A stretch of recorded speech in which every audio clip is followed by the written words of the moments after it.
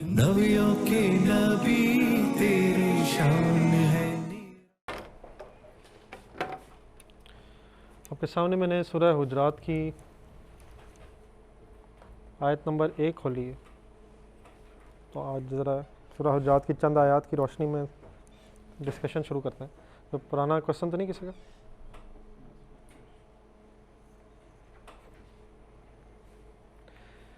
चले सर, पहली आयत पढ़ें और उसका ट्रांसलेशन करें। अरबी में पढ़ें ज़रा। या अय्युहल्लज़ीना आमनू का मतलब क्या है? तो ये किसी काफिरों से बात नहीं हो रही, ये सिर्फ हमसे बात हो रही है, हमसे ही बात हो रही है। अल्हम्दुलिल्लाह। ला तुक़द्दिमू, ना आगे बढ़ो, ना तुम आगे बढ़ो, बैन यदी अल्लाहि व रसूलिही, अल्लाह और उसके रसूल से। तो कद्दिमू, ठीक है, कदम, ना आगे बढ़ो किसी भी मामले में अल्लाह और उसके रसूल से, और वत्तकुल्लाह, और अल्लाह से डरो, बेशक अल्लाह सुनने वाला और जानने वाला है। अब क्या मतलब है जी ना आगे बढ़ो?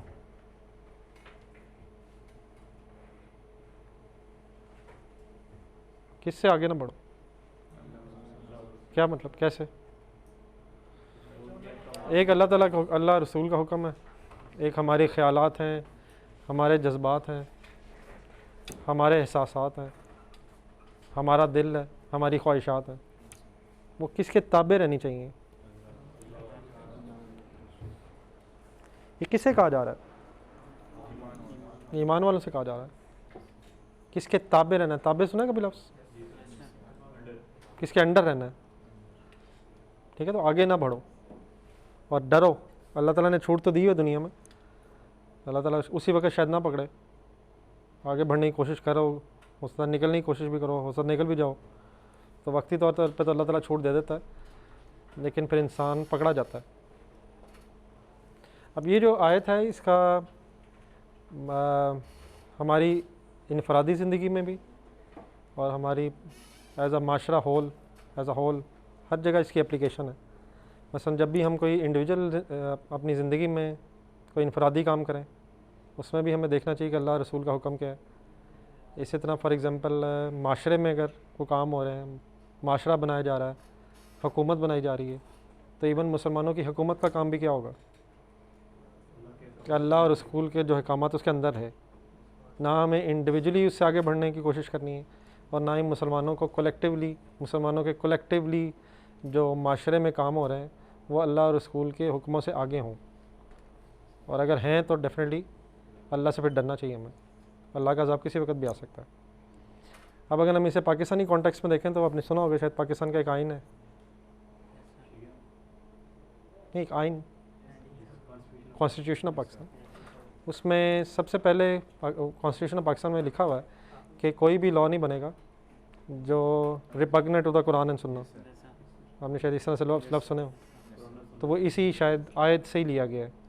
जब वो कॉन्स्टिट्यूशन बनाया गया है तो लिया तो इसी आयत से गया है, लेकिन जिस तरह के मुसलमान हम हैं, जिस तरह हमने ला इलाहा इल्लल्लाह मुहम्मदुर रसूलुल्लाह पढ़ा हुआ, सबने पढ़ा तो सबने हुआ ना, लेकिन बाद में हरकतें हमारी जो हैं वो सबके सामने ही हैं। तो इसी तरह हमारे आइन ने भी कलमा तो पढ़ा हुआ है लेकिन उसके अंदर फिर जिसका जो दिल किया वो शामिल है। उसकी वजह बहरहाल रही है कि हमारी दीन प्रायोरिटीज़ में नहीं है। हमें अपना वक्ती मफाद नज़र आता है तो हम सरेंडर कर देते हैं, इंडिविजुअली भी कलेक्टिवली भी। क्या ख्याल है? तो इस मामले में मेरा ख्याल है कि यकीनन जिसका कसूर है वो तो अपनी जगह है, लेकिन सबसे पहले शायद अपने आप को देखना चाहिए।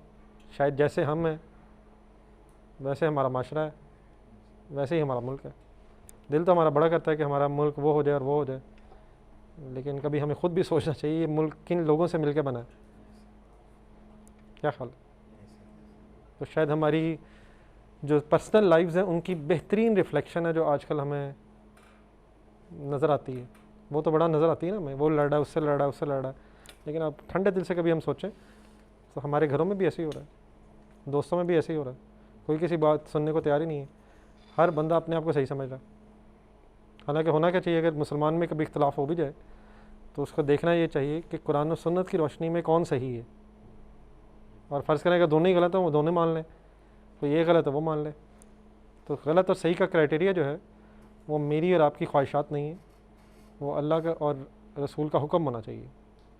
हमें अपने आप को उस आईने में देखना चाहिए और फिर सोचना चाहिए कि कौन सही है कौन गलत है। अपनी ख्वाहिशात, मेरा ख्याल हो सकता है, लेकिन अगर वो ख्याल अल्लाह और उसके रसूल के हुक्म से टकरा रहा है तो मेरे उस ख्याल की कोई अहमियत नहीं है। ठीक है, चॉइस है, लेकिन रस्सी खींच भी लेता अल्लाह। दुनिया में ज़रूरी नहीं कि खींचे। दुनिया में समटाइम्स आपने देखा होगा कि बड़े बड़े जालिम बगैर सज़ा के निकल जाते हैं। अल्लाह ताला ने असल में दुनिया को रिज़ल्ट डिक्लेरेशन जगह नहीं बनाया।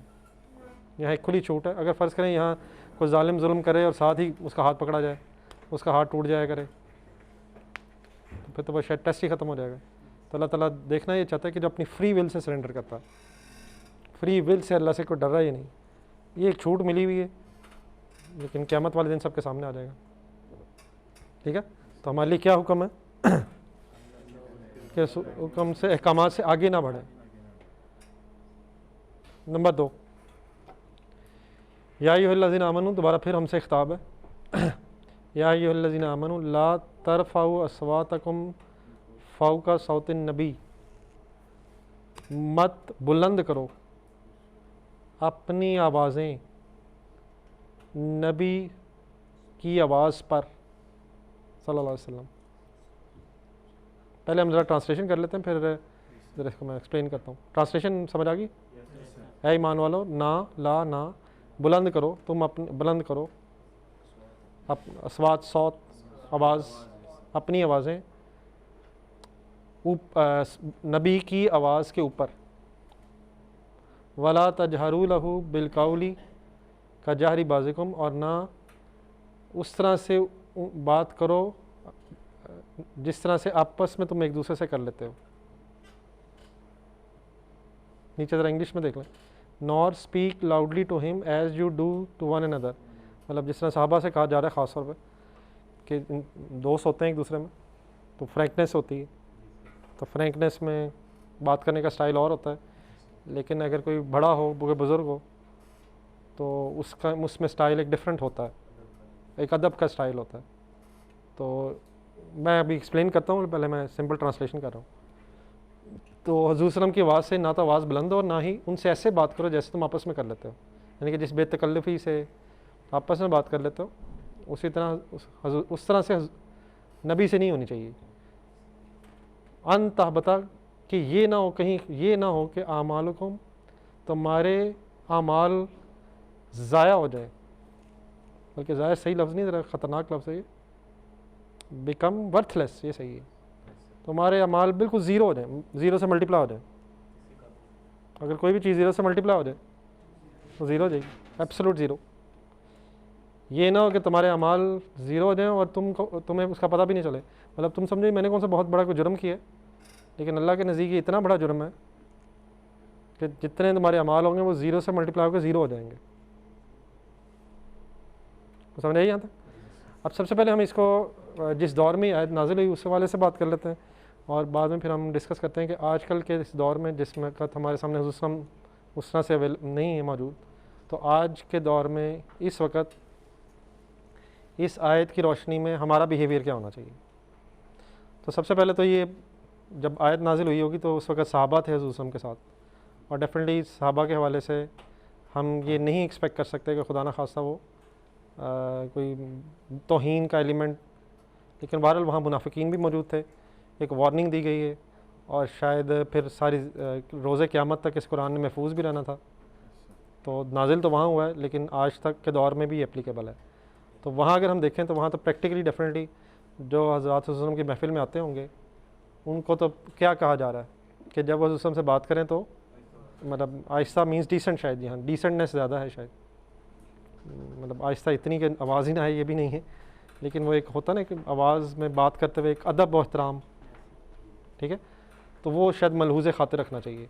और मसलन हज़रत वसल्लम कोई बात कर रहे हैं तो वो जिस तरह होता है कि बात कर रहा होता है बीच में ही अपनी इंसान शुरू हो जाता है, तो शायद पहली लाइन वो है कि उनसे ऊपर नहीं, उनसे आगे बढ़ चढ़ के नहीं, अगर वो बात कर रहे हो तो उस वक्त खामोशी से सुना जाए, अदब व एहतराम से सुना जाए और रिस्पेक्ट बात करते हुए जहन में रहनी चाहिए।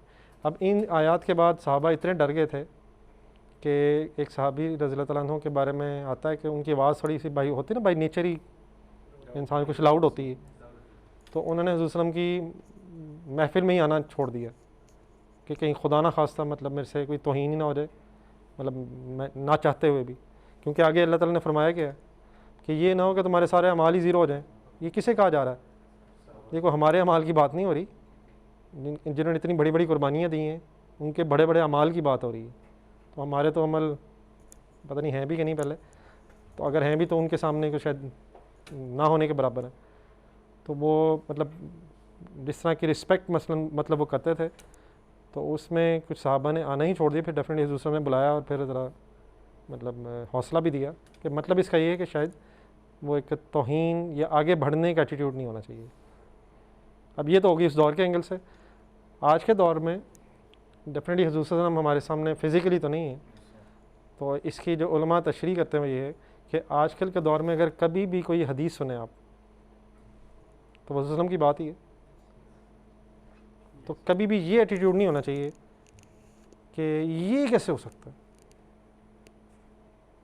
हमेशा उसे सुनना चाहिए। हाँ, आप पहले चेक कर लें कि वो आजकल ये भी एक अनफॉर्चुनेट रियलिटी है कि हदीस सही है या नहीं, लेकिन अगर हदीस सही है, आपको चाहे समझ आए ना आए, आप समझने की कोशिश करें, वो पूरी एफर्ट करें, ठीक है, लेकिन ये नहीं वर्ड्स होने चाहिए मुझे नहीं लग रहा, मुझे नहीं समझ आ रही। मसलन अक्सर हम सुनते हैं कि रसूल को फॉर एग्ज़ाम्पल वो खाने में कुछ पसंद है, वो पहनने में फॉर एग्ज़ाम्पल पसंद है। तो अगर फॉर एग्ज़ाम्पल हमें वो चीज़ें खाने या पहनने में पसंद नहीं भी हैं, पॉसिबल है, हो सकता है हमारी तबीयत के मुताबिक वो हमें ना लगे, तो इवन देन हमारे मुंह से कोई ऐसा लफ्ज़ नहीं निकलना चाहिए जिससे कोई तौहीन का एलिमेंट हो। मतलब हुज़ूर सल्लल्लाहु अलैहि वसल्लम ने अगर फॉर एग्ज़ाम्पल कोई चीज़ खुद पसंद की है और आगे नहीं कहा कि लोग भी उसे करें, तो वो डेफिनेटली उस पर अमल करना ज़रूरी नहीं है। मसलन हुज़ूर सल्लल्लाहु अलैहि वसल्लम को खाने में कोई चीज़ पसंद थी और हुज़ूर सल्लल्लाहु अलैहि वसल्लम ने ये नहीं कहा कि तुम भी खाओ, तो ये डेफिनेटली कोई फ़र्ज़ नहीं है उसे खाना। हो सकता है आपको वो चीज़ अच्छी ना लगती हो, लेकिन अब ये कहना कि नहीं ये बात मुझे तो नहीं पसंद, मैं उस वक़्त खामोश रहना चाहिए। हाँ, कोई दोस्त बात करो, हम 100 कह सकते हैं कि ये मुझे नहीं पसंद, लेकिन हुज़ूर सल्लल्लाहु अलैहि वसल्लम की बात अगर आ रही है तो मतलब एक अदब का तकाज़ा ये है कि कोई अपनी बीच में कोई नई कोई मतलब इरशादात नहीं फरमाने चाहिए। और अगर अपनी पसंद नापसंद डिफरेंट भी है तो कम से कम खामोशी इख्तियार करनी चाहिए। तो कभी भी हदीस सुने, उसे ज़रूर वेरीफ़ाई करें, लेकिन वेरीफ़ाई करने के बाद अगर वो उस तरह से 100% समझ ना भी आए, फॉर एग्ज़ाम्पल, क्योंकि हो सकता है अभी हमारा इल्म कम हो सकता है हमने आहिस्ता आहिस्ता चीज़ें सीखनी हो, तो एटीट्यूड ये होना चाहिए कि उसकी कोई खुदा न खासा तौहीन का एलिमेंट ना आए, ठीक है, क्योंकि वो भी हुज़ूर सल्लल्लाहु अलैहि वसल्लम की बात है। ऐसे हम सुनने की बजाय पढ़ रहे हैं, बस ये फ़र्क है। तो अपने ख़यालात, अपने नज़रियात फ़ौरन ख़त्म हो जाने चाहिए जब भी अल्लाह और रसूल सल्लल्लाहु अलैहि वसल्लम की कोई बात हमारे सामने आए, और इन वर्ड से डरना चाहिए कि अगर कोई नेकी होएगी ज़िंदगी में तो ये ना हो कि हमें पता भी ना चले और वो ज़ाया हो जाए, ठीक है। तो हमारा एक दीन का एक माशरती सॉर्ट ऑफ निज़ाम ये है कि जिस तरह बड़ों की इज़्ज़त है, तो हुज़ूर सल्लल्लाहु अलैहि वसल्लम तो हमारे लिए सबसे ज़्यादा इस दुनिया में अल्लाह के बाद, सिंपल इज़ दैट। हुज़ूर सल्लल्लाहु अलैहि वसल्लम का तो दर्जा है, तो उनके सामने उनका अदब एहतराम ये हमारे ईमान का लाजमी हिस्सा होना चाहिए, इसमें कोई कंप्रोमाइज़ वाली बात नहीं है, ठीक है। कोई मेरी बात में अगर चीज़ क्लियर नहीं हो सकी, ख़ास तौर पे आजकल के दौर से, बाकी डेफिनेटली उस दौर में क्या था वो तो एक अलग है, लेकिन हम उस दौर में अब नहीं हैं। आजकल के दौर में हमारा प्रैक्टिकल एटीट्यूड क्या होना चाहिए वो थोड़ा सा मैंने एक्सप्लेन करने की कोशिश की है, लेकिन अगर कोई मेरी बात सही क्लियर नहीं हो सकी तो समझ आ गई। वैसे आजकल वैसे ये भी अब मसले शुरू हुए हैं, हदीस के बारे में भी लोग काफ़ी डाउट्स का शिकार हैं और होना भी चाहते हैं, लेकिन हदीस ठीक है, आप वेरीफाई कर लें, लेकिन अगर सही हदीस है तो फिर कबूल करने का एटीट्यूड होना चाहिए, रादर देन कि उसमें खुदा न खासा अपने ख्यालात, मेरा तो नहीं ख्याल, मुझे तो नहीं समझ आ रही, ये जो वर्ड्स हैं ये बहुत ही गैर मुनासिब हैं, इनसे 100% अवॉइड करके बचना चाहिए। थोड़ा ग्रुप है नहीं, उन्हें छोड़ दें बस, आप तो नहीं है ना उस ग्रुप में। एक सवाल है, उन्होंने कहा है कि जो हदीसें थी ना वो उस नेचर में रही नहीं है, क्योंकि अरबी जो थी ना जो उस टाइम वाली थी। अगर कभी आप इस पर डिटेल में रिसर्च करेंगे तो इस आर्गूमेंट में कोई वजन नहीं है। उन्होंने ये कहा तो अब आपको ये भी तो बताना चाहिए उसके अगेंस्ट जवाब कितने कितने आ चुके हैं। तो वो मतलब इस छोटी सी मेरे ख्याल डिस्कशन में शायद मैं बात पूरी ना कर सकूं। जितना हदीस पे काम हुआ है शायद दुनिया के किसी इल्म पे काम नहीं हुआ। जिस डिटेल में हदीसों की वेरिफिकेशन हुई है शायद इस ज़मीन पे जितने भी इल्म मौजूद हैं इतनी एफर्ट किसी पे भी नहीं हुई। तो बहरहाल जिसने नहीं मानना उसको छोड़ दें। मतलब इसका ये हो गया कि खुदा न खासा पिछले 1400 साल से जो लोग दीन पे अमल करें वो सारे गलत हैं, और ये अचानक जो एक ग्रोह पैदा हो गया ये अकेला कोई ज़्यादा अक्लमंद हो गया। तो मेरा ख्याल है इतना एक्सट्रीम जजमेंट भी रहने देना चाहिए कि सारे ही गलत थे और हम कोई नहीं, हमने साइंस बना ली।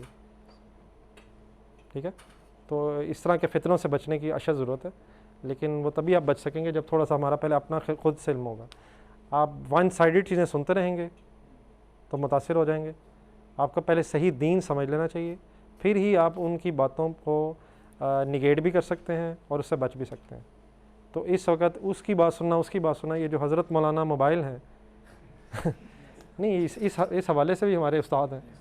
तो यहाँ कब कोई कुछ कह देता है, कोई कुछ कह देता है, तो ये कोई ऑथेंटिक ज़रिया दीन हासिल करने का नहीं है। यहाँ जिसका जो दिल करता है वो कह देता है और अपलोड कर देता है। वो शक्ल वैसी बना लेता है जैसे ही लगता है मैं यार दीनदारी होगा। तो अब वो पीछे क्या कर रहा है, ये मतलब अगर आपने दीनी इल्म हासिल करना तो ये नेट, मोबाइल, यूट्यूब कोई ऑथेंटिक चीज़ नहीं है अनलेस आपको पता हो कि मैंने किसको सुनना है। हम किसी को सुनने लगते हैं और पहुँच कहाँ जाते हैं, तो ये मुनासिब तरीका नहीं। दीन के हवाले से ही मुनासिब तरीका नहीं।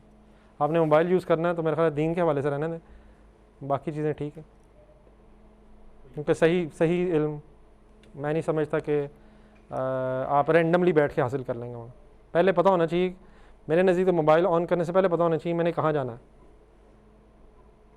और वहीं रहते रहते बंद हो जाना चाहिए। लेकिन हम पहुँचते कहाँ हैं, एंड कहाँ होता है। ठीक है, तो अभी आप इस पोजीशन में नहीं हैं कि लोगों ने जो इतराज़ात उठाए हैं उस पर आप उनसे बहस कर सकें। वो आप इस पोजीशन में तब आएंगे जब आपका पहले अपना खुद कुछ इल्म हो जाएगा। क्या मतलब, नहीं फिज़िकली हासिल करें या नेट से करें, लेकिन पता होना चाहिए कौन सी जगह, पहले से कंसल्ट करके वहाँ पहुँचें। ये नहीं कि रैंडमली जिसको सुने, वो तो आप इस वक्त जिसको सुनेंगे वो सही लगेगा, क्योंकि हर बंदा अपने ऐसे तरीके से कहता है कि हमें क्योंकि खुद इल्म नहीं। तो जब खुद इल्म हो जाएगा तो फिर उसके बाद आप सुने डिफरेंट ओपिनियंस को, वो भी सुनना ज़रूरी है ताकि आपको उसका इल्म हो और आप उसके अगेंस्ट कम से कम अपना ओपिनियन बना सकें। ठीक है, तो कोई और बात जी जहाँ तक,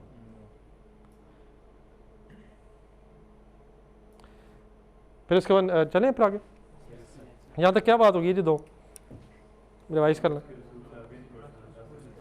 पहली आयत का मफ़हूम क्या था, मतलब अपने ख्यालात, एहसासात, जज्बात को अल्लाह और रसूल के हुक्मों के नीचे रखो। नंबर 2, ना आवाज़ बुलंद हो और ना ही उनसे वैसे बात करो जैसे आपस में कर लेते हो। और उसकी मैंने जो आजकल के दौर में कुछ एक्सप्लेनेशन सामने रखी है, होपफुली आपके जहन में अब आ गई। एहतियात है सर, बहुत ज़्यादा एहतियात है। हम आपस में बड़ा कुछ कर लेते हैं, लेकिन जब भी दीन की बात आ जाए, हम दीन पे अमल करना एक अलग इशू है। वो तो हम जितना कर पा रहे हैं अल्लाह ताला कबूल कर ले, नहीं कर पा रहे अल्लाह ताला हिम्मत दे, लेकिन कम से कम दीन को निगेट करने वालों में या दीन का मजाक उड़ाने वालों में अल्लाह करे हम कभी शामिल ना हो। आजकल ये मसला है, 2 नौजवान बैठते हैं, एम ही पता कुछ भी नहीं होता, दीन पे भी बहसें होती हैं। किसी गोरे को सुन लिया, किसी काले को सुन लिया, और दीन के अंदर मसले निकाल दिए, ना पता उसका ना पता उसका। एम ही दीन कभी भी फजूल बहस का मौजू नहीं होना चाहिए, जो अनफॉर्चुनेटली मेरा ख्याल है हो जाता है। इसको मैक्सिमम अवॉइड करना चाहिए। जो मर्ज़ी शुगल मेला लगाना लगा लें, दीन इन कामों के लिए प्लीज़ नहीं है, दीन को मजाक के लिए नहीं है। ऑथेंटिक डिस्कशन होनी चाहिए। और फॉर एग्ज़ाम्पल अगर कहीं बहस हो रही हो तो आपको कम से कम खुद उसमें इन्वॉल्व नहीं होना चाहिए। हमारे जितना दीन का इल्म है वो हमें पता है। तो ऐसी फजूल बहस करते करते हम गलत बातें ना कर जाएं, उससे डरना चाहिए। और अगर कर भी रहा हो तो मेरे ख्याल उससे भी रिक्वेस्ट करनी चाहिए कि यार या तो मतलब पहले इल्म हासिल करो फिर बात करो, वरना इस बहस को रहना दो। जी पिछले लेक्चर में भी तो आयत आई थी कि काश हसरत करता है कि मैं उनमें से ना होता जो मर हाँ जी, मैंने वही उसी के हवाले से कि मतलब वो क़यामत वाले दिन इंसान हसरत करेगा कि काश मैं मजाक उड़ाने वालों में ना होता।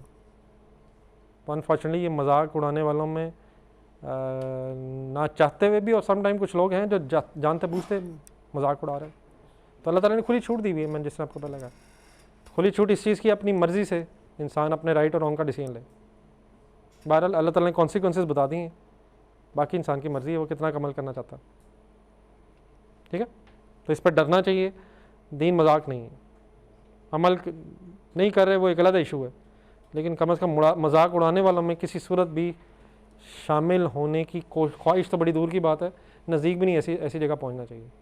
कहीं महसूस आप करें कि दीन के नाम पे मजाक उड़ा, तो ऐसी जगहों पे प्लीज़ अवॉइड करें। ठीक है, ये उड़ रहे हैं। जब भी नौजवान दो बैठते हैं, पता नहीं बात शुरू कहाँ से होती है एंड कहाँ होती है, बड़ा कुछ डिस्कस होता है। तो ठीक है, सब कुछ डिस्कस कर लें, लेकिन कम अज़ कम बीच में दीन को ना ही छेड़ें तो बेहतर है। अनलेस ऑफ कोर्स एक पॉजिटिव डिस्कशन हो रही है, वो एक अलग बहस है, लेकिन जहाँ दीन को बदनाम करने का कोई तरीका अख्तियार किया जा रहा हो, उसमें कोई कमियाँ निकालने की कोशिश की जा रही हो, ये सब कुछ हो रहा है, तो ऐसी जगहों पे जानने से अवॉइड करना चाहिए। और खुदा न खासा वहाँ फंस जाएँ तो वहाँ से फटाफट निकलने की कोशिश करनी चाहिए। कम अज़ कम उसमें पार्टी नहीं बने। कोई मेरी बात में कन्फ्यूजन रह गई हो? पार्टी समझ आ गए जी? हाँ, हिस्सा ना बने जी। चलें जी आगे।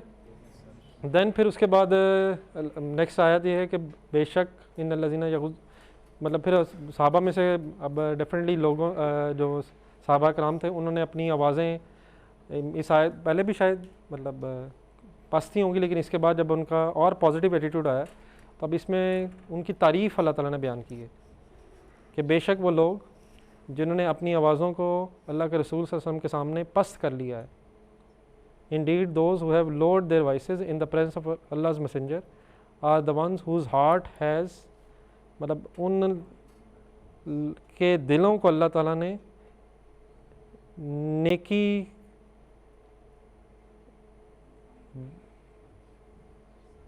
नेकी के हवाले से सॉर्ट ऑफ आजमाइश करके कबूल कर लिया है।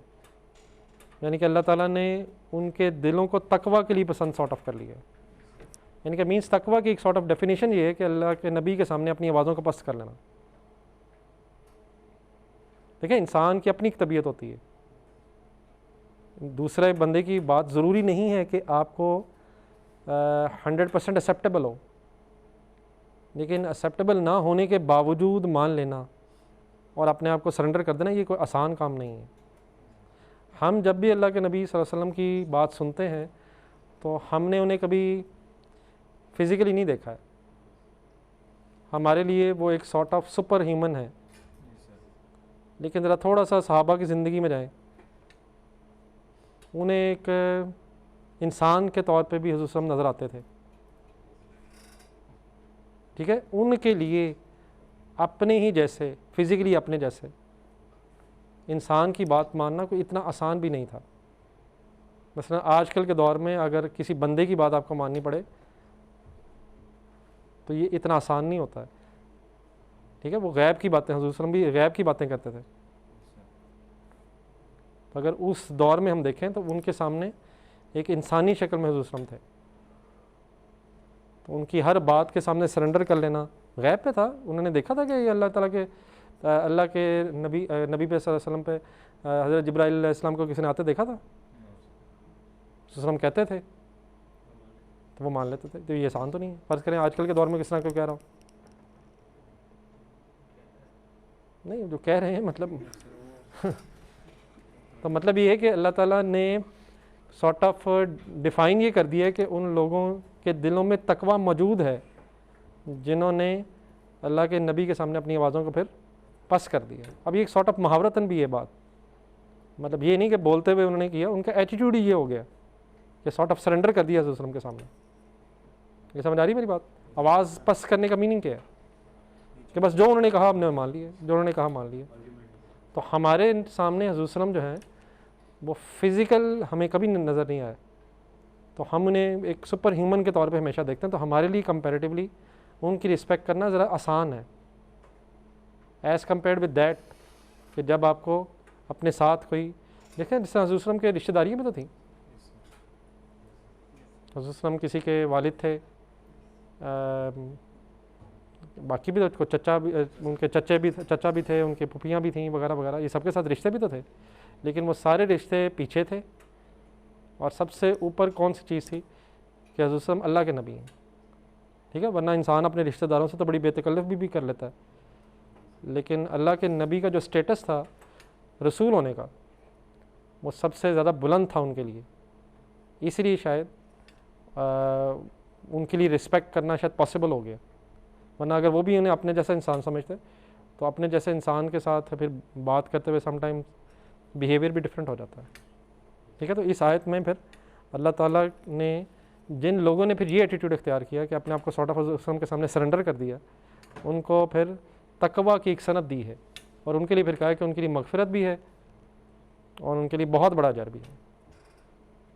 मैं कुछ एक्सप्लेन कर पा रहा हूँ कि नहीं? चलो आगे। फिर एक वाक़या सा आ रहा है आगे, आपने बद्दू सुना होगा।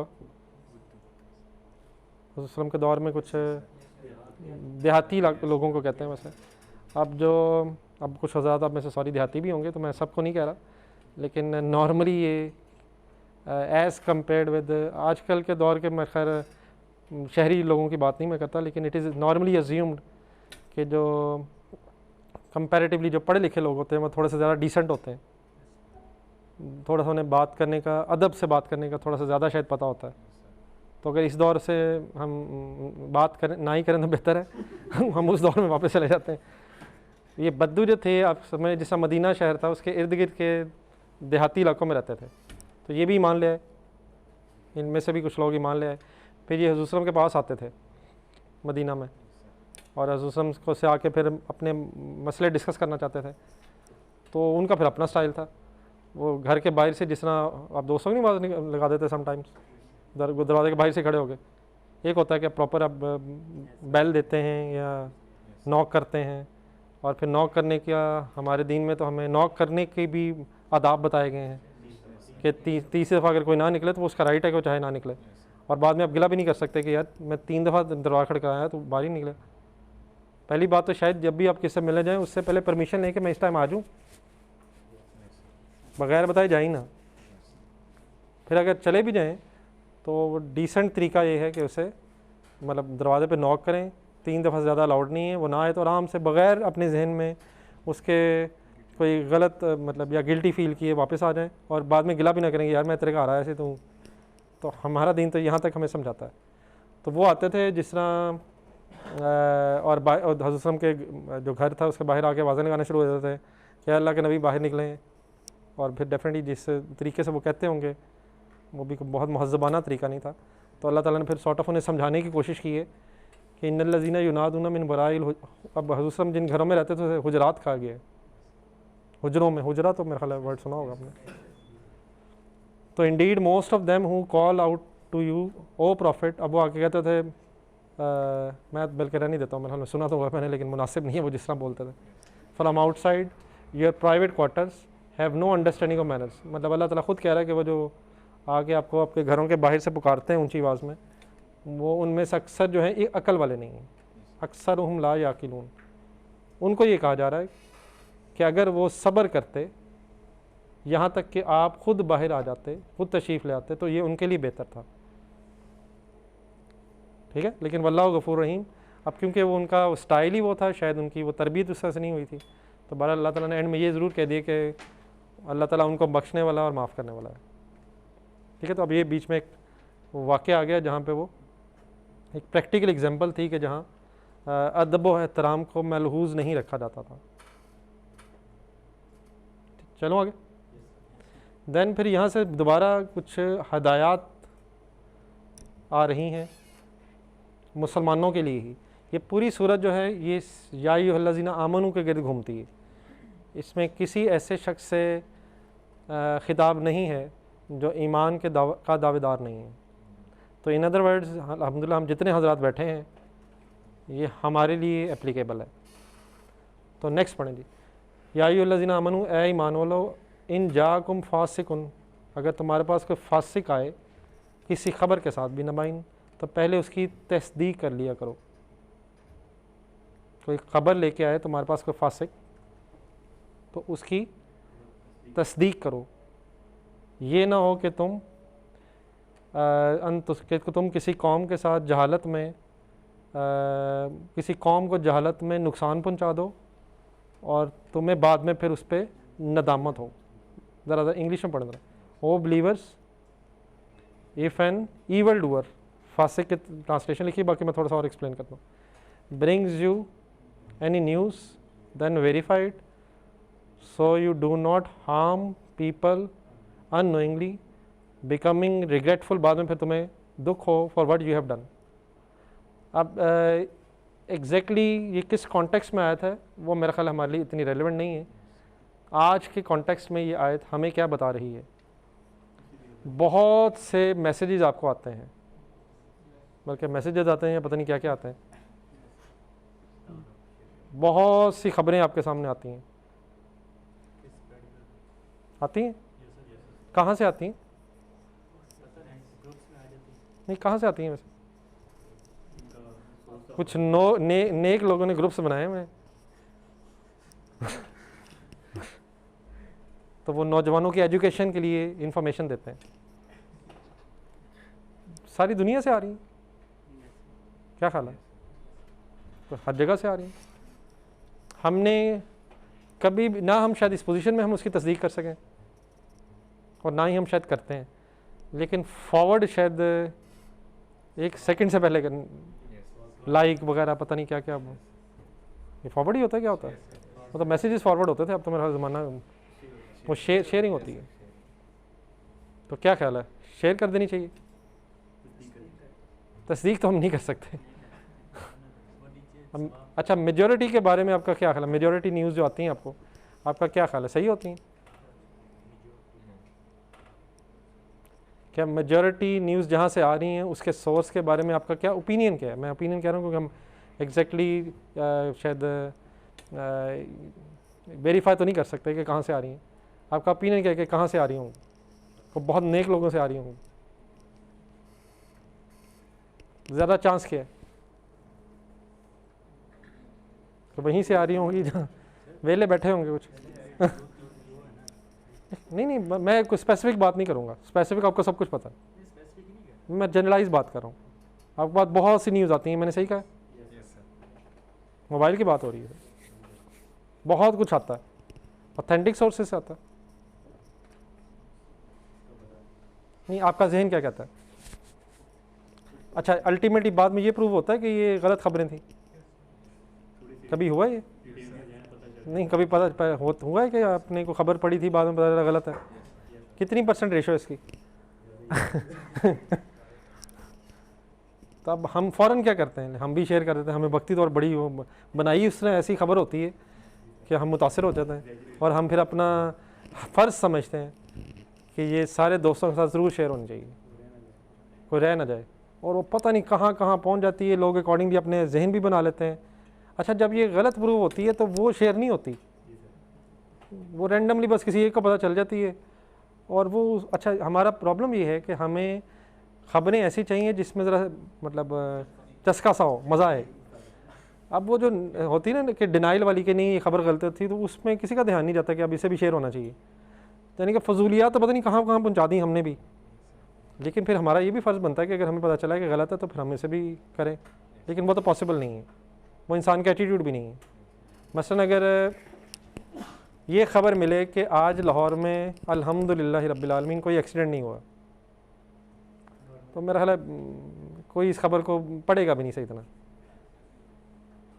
लेकिन अगर खुदा ना खास्ता कहीं कोई बाइक पे या गाड़ी पे कोई एक्सीडेंट हुआ हो तो वहाँ सारा मोहल्ला इकट्ठा हो जाता है और सब, बल्कि अब तो ये भी मसला है, वो ये नहीं आगे जाके कि उस गरीब की हेल्प करें, वो सब अपने अपने मोबाइल खोल लेते हैं, सब वीडियोस बना रहे होते हैं। अभी देखा ऐसे? नहीं, मतलब हमारा एटीट्यूड ये हो गया कि मतलब हमें वो सनसनीखेज खबरें, कोई ज़रा मतलब कोई डिफरेंट इवेंट नज़र आए, तो अगर कभी आप पॉजिटिव न्यूज़ सुनेंगे तो वो कोई स्प्रेड नहीं करता। अब उन्हें भी पता है जो फैला रहे हैं खबरें कि कोई ऐसी खबर होगी जो नौजवानों को पसंद आएगी, वही शेयर होनी है आगे। उनके भी शायद पता नहीं फिर लाइक्स वाइक्स पता नहीं क्या क्या होता है, उनका भी तो बेनिफिट होता है बाद में, खबरें अगर आगे से आगे आगे से आगे पहुँचे, व्यूज़ मिलते हैं एंड सो ऑन। तो हमारे लिए ये क्या कहती है सर, क्या हमें नेक लोगों से ये खबरें मिल रही हैं? आजकल तो हम शायद ये भी नहीं कह सकते इवन के ये जो इवन हम अगर वैसे कोई ऑथेंटिक सोर्स है खबरों का? नहीं, वैसे पूछ रहा हूँ, कोई आपके ज़हन में आता हो? कुछ न्यूज़ चैनल या बस कोई एक आध है कैसे? अब तो मेरा ख्याल बड़ा मुश्किल ही हो गया कि हम सही ऑथेंटिक खबर तक पहुँच सकें। अल्लाह करे, मतलब चांसेस है कितने हैं? नहीं, सियासत को तो मेरा ख्याल वैसे ही बहस में लाने एक अलग सियासत हो जाएगी। तो मतलब मेरा ख्याल है कि जो बात हो रही है वो आपको कुछ समझ आ रही है कि अल्लाह ताला ने हमें क्या तलकीन की है कि सुनी सुनाई बातें शायद नहीं फैलानी चाहिए, बल्कि यहाँ से एक हदीस में याद आई है कि एक शख्स के झूठा होने के लिए इतना ही काफ़ी है, हाँ जी, कि एक शख्स के झूठा होने के लिए इतना ही काफ़ी है कि वो बग़ैर तस्दीक के जो हर सुनी बात उसको आगे फैला दे। तो मेरा ख्याल है अगर हम ठंडे दिल से सोचें तो गेम तो और हुई है। तो यहाँ भी अल्लाह ताला की तालीम ये है कि अगर तुम्हारे पास, देखिए फासिक हर वो शख्स है, डेफिनेटली मैं बहुत ज़्यादा कोई उलमा के हवाले उलमा की ट्रांसलेशन करने की पोजीशन में नहीं हूँ, लेकिन फासिक कम से कम गुनहगार आदमी के लिए ज़रूर है। तो अगर कोई अपेरेंटली गुनहगार आदमी की तरफ से, और जो मेरा ख्याल है मैं डेफिनेटली ना किसी पे पता लगा सकता हूँ ना हमें लगाना चाहिए, लेकिन जहाँ से हमें न्यूज़ आ रही हैं वो कम से कम कोई नेक लोग भी कंसिडर नहीं किए जा सकते। तो यकीनन उनकी बातों को पहले वेरीफाई होना चाहिए, और फ़र्ज़ करें अगर आप वेरीफाई करने की पोजीशन में नहीं हैं तो कम से कम स्प्रेड नहीं करना चाहिए। ठीक है, आपकी नज़र पड़ गई है, वो ठीक है, आपने देख लिया सुन ली है, लेकिन ऐसे ही फजूल में मतलब आपको क्या फ़ायदा होगा? वो नीचे लिखा होता है शेयर करें, हाँ 10 नहीं किया नहीं, मेजॉरिटी जो चीज़ें आजकल हम देख रहे हैं उस पर नहीं लिखा होता। वो तो मेरा बचपन में होता था, कोई सफ़ा आता था। तो ये इसमें नेके भी नहीं, हमारा खुद दिल अचानक करता है, ये हम अपने दोस्तों में हम फिर बहस करेंगे। अच्छा, फिर बहस भी होती होगी ना बाद में, वो जब फिर मिलते होंगे देखे, और फिर वो देखे पे 3-4 घंटे में लग जाते हैं।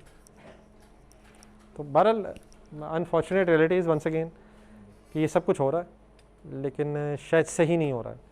असल में होता क्या है, माइंड सेट्स चेंज हो जाते हैं, और बाद में फिर वही चीज़ें आपके जहन में रह जाती हैं, और आप उन्हीं चीज़ों की बेस पर दुनिया को जज कर रहे होते हैं। अल्टीमेटली हो सकता है वो सही खबर थी या कोई गलत खबर थी, लेकिन किसी गलत खबर की वजह से किसी के बारे में गलत ओपिनियन बना लेना ये मुनासिब नहीं है शायद। ठीक है, बाकी हुज़ूर सल्लल्लाहु अलैहि वसल्लम के दौर में जब ये मेरे ख्याल आयात आई हैं तो वहाँ पे एक स्पेसिफिक शायद वाक़या ये हुआ था कि मुसलमानों ने किसी कबीले के साथ जंग शुरू कर दी थी किसी गलत इन्फॉर्मेशन की बेस पे।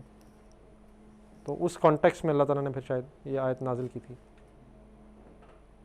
ठीक है, चलें आगे। कहाँ तक क्या हो गया जी? यहाँ तक कितना पढ़ लिया हमने? नहीं, मतलब कुछ बताएंगे कि क्या क्या क्या, क्या पढ़ा अभी तक पॉइंट वाइज?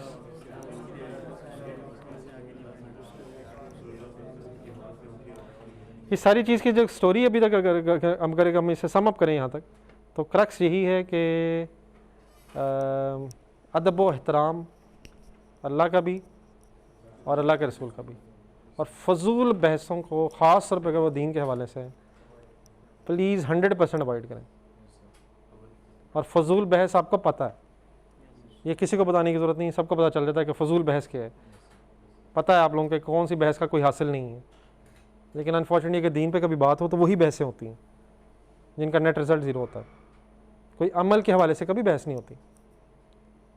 कोई ये बहस नहीं होती नौजवानों में कि यार कैसे अमल ठीक करें। अगर हो रही है ज़रूर करें, लेकिन बहुत रेयर चांस है। तो कम दीन की अगर अच्छी बात नहीं करनी तो फिर फजूल बहस तो बिल्कुल ही नहीं करनी। ठीक है जी, चले मेरा ख्याल है यहाँ तक डिस्कशन आज थोड़ी ज़रा पढ़ा जो समझ आ गया। इसको ज़रा थोड़ा सा टेस्ट चेंज कर लेते हैं। टेस्ट चेंज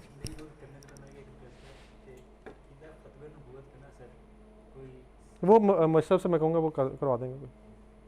उस पर मेरा कोई इस तरह से डिटेल इल्म नहीं है, तो ये आप मिल लीजिएगा मशरफ से, उनका ज़रा क्या हाँ उस हवाले से वो करवा देंगे। आप वही कह रहे हैं ना, उसका कोई सेशन वगैरह करवा देंगे।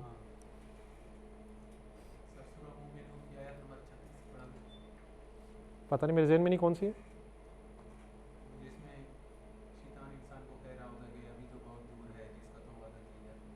कौन सी सूरत है, कौन सी आयत है?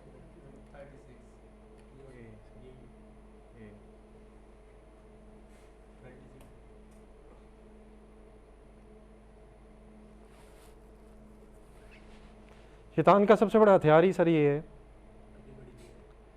कि फ्यूचर से डराता है। 36 नंबर 1 वो फ्यूचर से डराता है। नंबर 2 वो अल्लाह के गफूर रहीम होने वाली चीज़ को एग्जेजरेट करके हमारे सामने रखता है। 36 में तो वैसे कुछ भी नहीं है, कोई और ना हो जी। ये तो इंसान है, इंसान कहता है।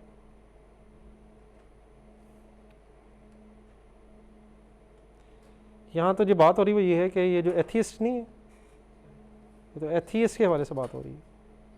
तो सूरत और ना हो, सूरह मोमिनून या सूरह मोमिन, इसी के हवाले से क्या नहीं। यहाँ फिर ज़रा काइंडली आप ज़रा सजेस्ट करेंगे क्या शैतान वाली आपने बात की वो नहीं, कुछ और है शायद। अच्छा, ये तो एथियस्ट के हवाले से बात हो रही थी।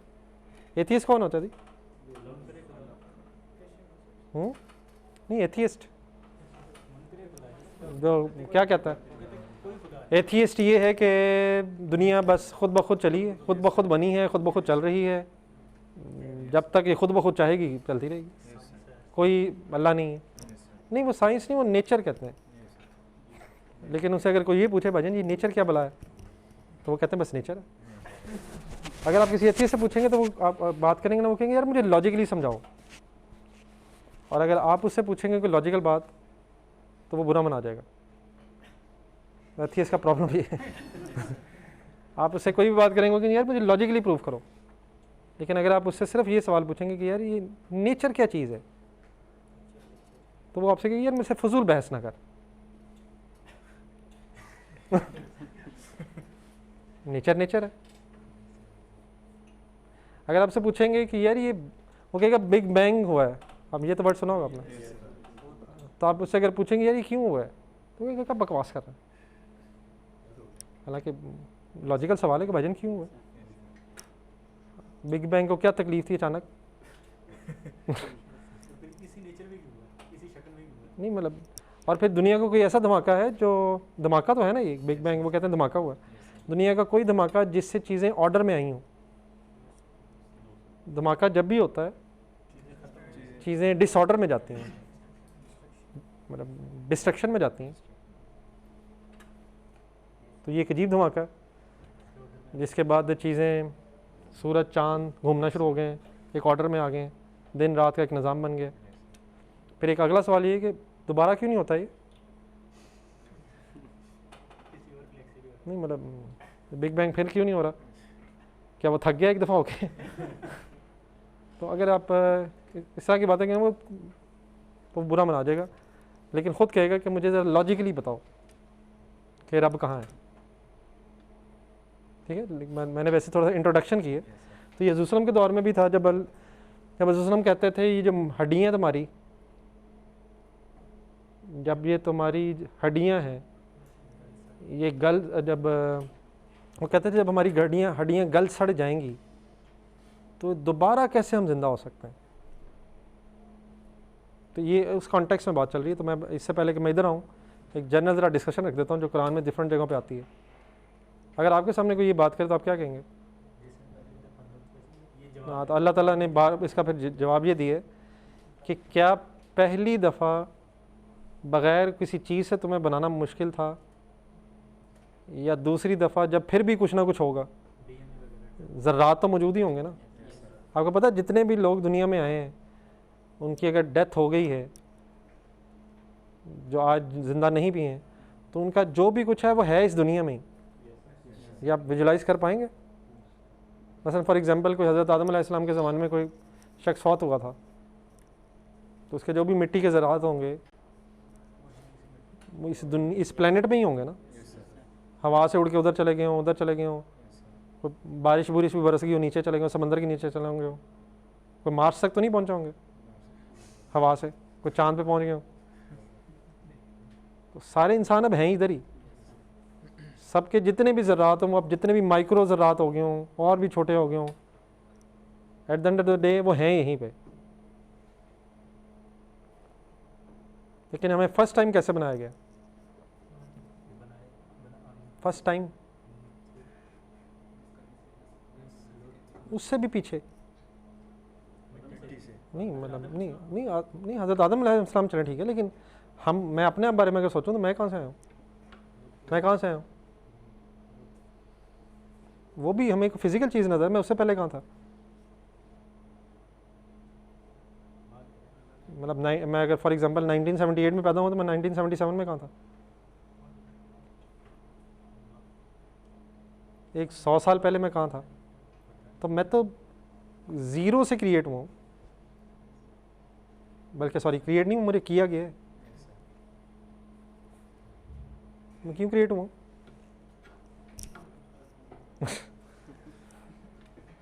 तो मुझे उस वक़्त क्रिएट करना अगर फॉर एग्जांपल मुश्किल था, तो वो मुश्किल था, या मेरे मरने के बाद मुझे दोबारा क्रिएट करना?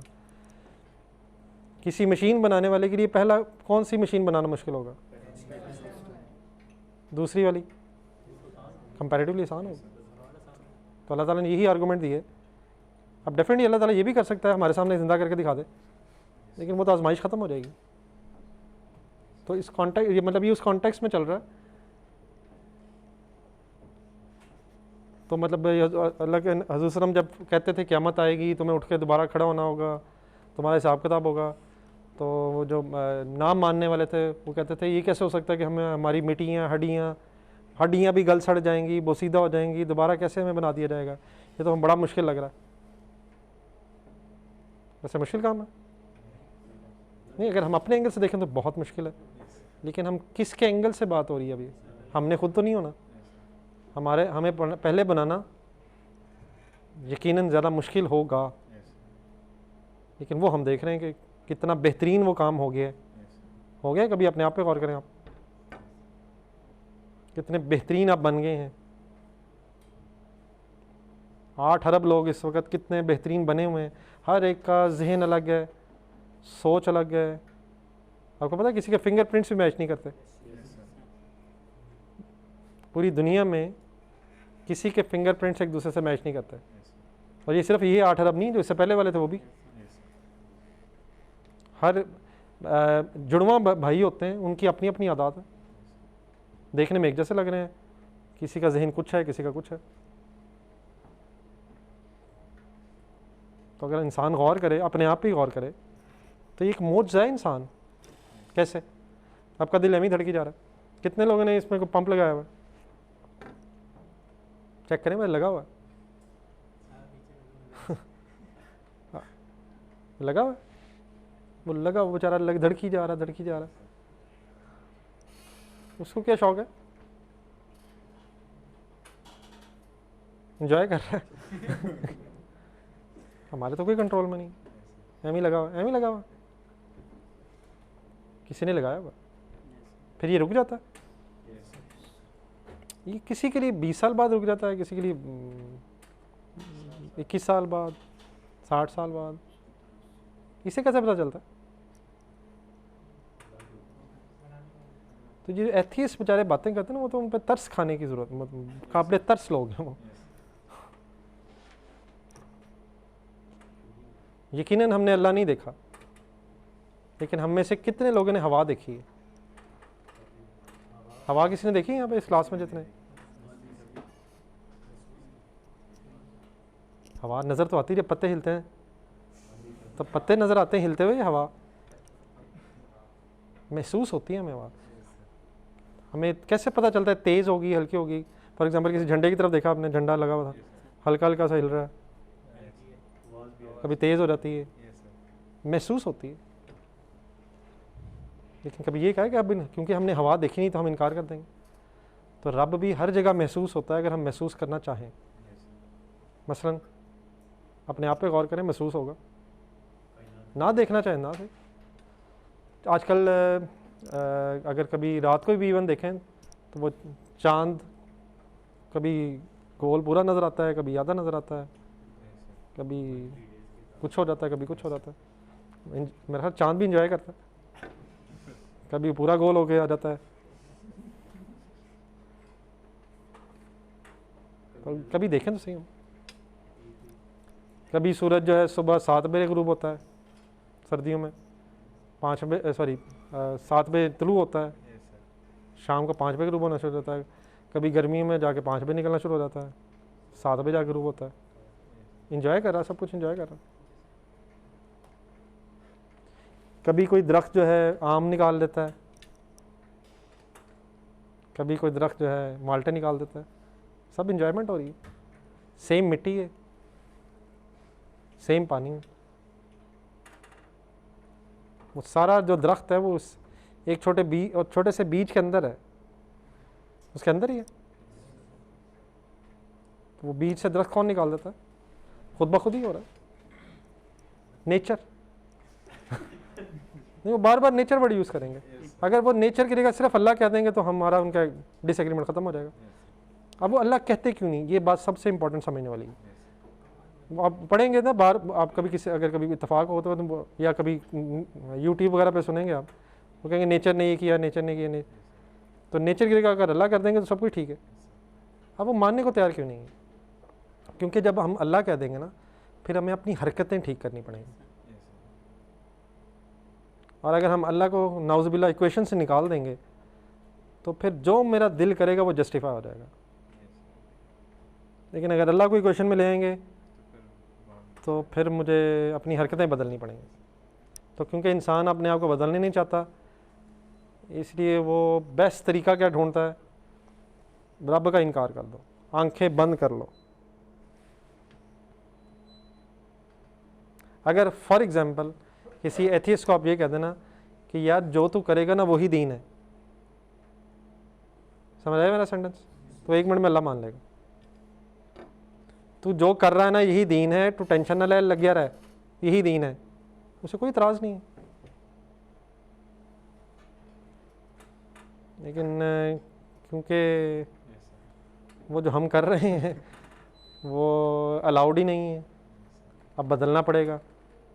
तो या तो अपने आप को बदलना है या नाउज़ुबिल्लाह कहानी मुका दें, तो कहानी मुका दें। तो सिर्फ एक वजह है रब को इनकार की कि हमें अपनी हरकतें बदलनी ना पड़े। इंसान अपनी आदत को नहीं बदलना चाहता। इंसान चाहता है जो दीन है ना वो भी हमारे मुताबिक हो जाए। ये भी आप देखेंगे कुछ अरसे बाद, हम चाहते हैं दीन बदल दिया जाए, ये भी एक ख्वाहिश है। हम ना बदलें, दीन वो हो जाए जो मैं कर रहा हूँ, वो सब कुछ जस्टिफाई हो जाए किसी तरीके से।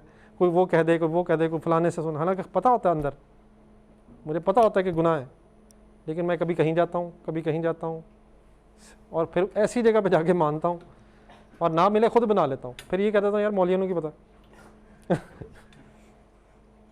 ये सबसे मुश्किल काम है, इंसान सरेंडर कर दे, अपनी विल, अपनी ख्वाहिश छोड़ दे और किसी और की मान ले। लेकिन ये टेम्परेरी है। आज सरेंडर करेंगे तो इंशाल्लाह उसका बहुत बड़ा रिवॉर्ड है, लेकिन आज मनमानी करेंगे वक्ती तौर पे तो उसका हमेशा के लिए हमेशा का खसारा है। तो दीन अब जो आना था आ गया हुआ है, इसे हम नहीं बदल सकते, ना ये ख्वाहिश होनी चाहिए। अपने आप को बदलने की ख्वाहिश करें, वही रिक्वायर्ड भी है और वही शायद इंसान के लिए रेलेवेंट भी है। हम अपनी औकात पे गौर करें हम क्या हैं? हम क्या हैं सर? हम चार्टर्ड अकाउंटेंट हैं, हम डॉक्टर हैं, हम साइंटिस्ट हैं, हम नहीं हैं सर। ये अभी टेम्परेरी तौर पे हम बन गए हैं, हम एक मिट्टी का ढेर है, बल्कि ढेर भी पता नहीं कितना का हम, जब इंसान मरता है पता नहीं कितनी सी मिट्टी रह जाती है। हकीकत हमारी ये है, वक्ती तौर पर रब ने किसी को कुछ बना दिया, किसी को कुछ बना दिए, टेस्ट के लिए। 4 बंदे इस्लाम, साथ ही फ़िरौनियत आ जाती। क्या होती है फ़िरौनियत? मैं कुछ हूँ, I am something, I am superior. फिर इंसान कहता है मेरा हुक्म चलेगा, मैं बॉस बन जाता हूँ, तो मेरे जो सबऑर्डिनेट्स होते हैं बेचारे, ऐसे ही होता है। एक ऑफिस का फ़िरौन होता हूँ मैं, वो अपने सल्तनत का फ़िरौन था, मुझे मौका मिलता है मैं भी अपने घर का फ़िरौन बन जाता हूँ मैं। अगर घरों में हम मनमानी करते फिरें अपने अपने घरों में, तो हम एक फ़िरौन है जो जा रहे हैं इधर उधर। नहीं, छोटे छोटे ना, मेरा ख्याल है कि अपने लेवल के हम जो बन सकते हैं वो बेस्ट है, मतलब हमारी औकात नहीं उससे ज़्यादा। अगर फ़िरौन जितनी बड़े हमारे पास फौज होती, उतने रिसोर्सेज होते, तो हमसे भी बड़ा फ़िरौन कोई नहीं होना था। तो हम उतने पूरे हैं जितने हम हो सकते हैं। उसके पास पावर ज़्यादा थी, हमारे पास जितनी पावर है उसके मुताबिक हम। तो फ़िरौनियत क्या है असल में चीज़ है? अपने आप को बड़ा समझना। किससे बड़ा समझना? नहीं, बाकी लोग भी और रब से, फिर रब से, रब से बड़ा समझने का मतलब अजान हुई मैं नहीं उठा, क्या है ये? नहीं, अजान हुई मैं नहीं उठा, व्हाट डज इट मीन्स? ठीक है, खुदा ना, ये मेरे को फतवा नहीं दे रहा यार, अल्लाह रहम करे, लेकिन व्हाट डज इट मीन्स, इसका मतलब क्या है? अल्लाह का हुक्म और है, मैं कुछ और कर रहा हूँ, व्हाट डज इट मीन्स? फ़िरौन यही कर रहा था। फ़िरौन बेचारा क्या कर रहा था? नाउज़ुबिल्लाह बेचारा, वो क्या करता था? वो कहता था मेरी मानी जाए, मैं तुम्हारा बड़ा रब हूँ। उसके पास था ही इतना कुछ कि उसने ये दावा भी कर दिया कि मैं रब हूँ। हमारे पास नहीं है, बस इस वजह से अल्लाह का शुक्र हम ये दावा नहीं कर रहे। लेकिन इसलिए फ़िरौन शायद मेरे नज़दीक इतनी दफ़ा डिस्कस हुआ है, क्योंकि फ़िरौन एक करैक्टर तो ज़रूर है, लेकिन फ़िरौनियत एक एटीट्यूड भी है जो शायद हर किसी में आ जाता है। जिसको थोड़ा सी ताकत, थोड़ी सी थोड़े से उसमें रिसोर्सेज, ताकत रिसोर्सेज आते हैं, इंसान अपने अपने लेवल पे उतना उतना बना होता है और सरेंडर करते हैं हम। बड़ा मुश्किल है सर, हम इतनी छोटी छोटी चीज़ें नहीं हमारे से छोड़ी जाती, तो उसके पास तो डेफिनेटली बड़ा कुछ था। सॉरी, बात कहाँ से शुरू हुई थी, कहाँ निकल गई? बार ये समझ आ गई थोड़ी सी, ये उसी कॉन्टेक्स्ट में अब आ गया। वो फिर वो कहते थे उनका हाई है आता है आता, यानी कि ये इम्पॉसिबल है जो हमसे प्रॉमिस किया जा रहा है। अगला जो जुमला ये असल में एथीज़म की जान है, यानी कि एथीज़म ये है, बेशक नहीं है दुनिया की ज़िंदगी सवाए इसके कि बस इसी में हम मरते हैं और इसी में ज़िंदा होते हैं, और हम दोबारा नहीं खड़े किए जाएंगे, नहीं दोबारा मबूसीन, दोबारा नहीं हमें खड़ा किया जाएगा। मतलब ये दुनिया ही की ज़िंदगी, यहीं हम जीते हैं, यहीं हम पैदा होते हैं, यहीं हम मर जाते हैं, बस ये सिलसिला इसी तरह है, और ये हम एक्सेप्ट करने को बिल्कुल तैयार नहीं है। एक को क़यामत होगी, हमें दोबारा खड़ा किया जाएगा। ये एथीज़म है, कोई नहीं है। वो आपने सुना होगा, ये गर्दिश ज़माना है, बस यही दुनिया की ज़िंदगी है, हालात बदलते रहते हैं, बस ये खुद ब खुद ही हो रहा है, खुद ही पैदा हो जाते हैं हम, खुद ही मर जाते हैं, और बस उसके बाद कुछ नहीं होना। ठीक है, तो ये आया तो ये है।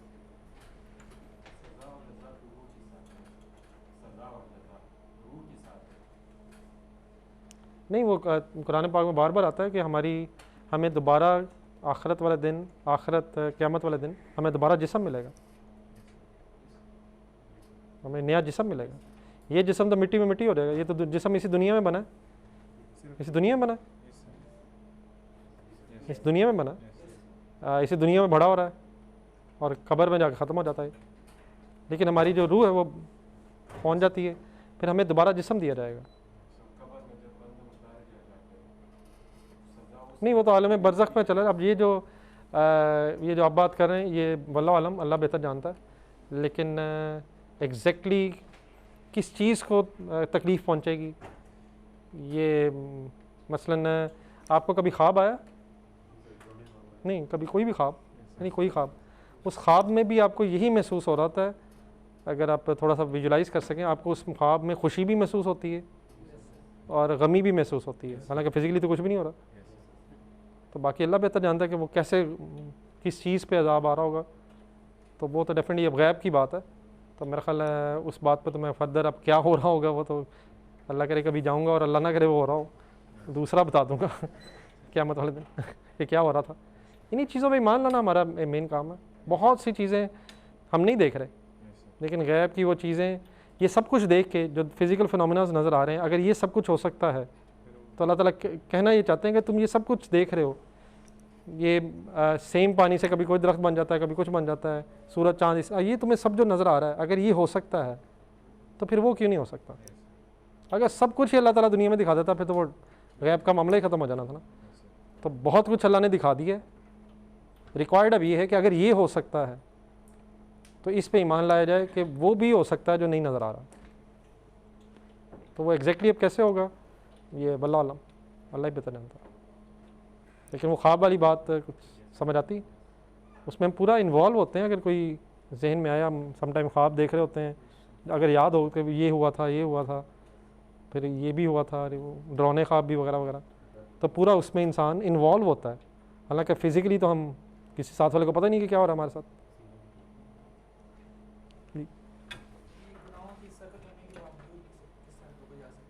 क्या गुनाहों की सबर सर, सबर सबर सबर सर, कोई मसला नहीं, ये इंसान है सर, इंसान बह जाता है, लेकिन सबर ही इसके लिए है।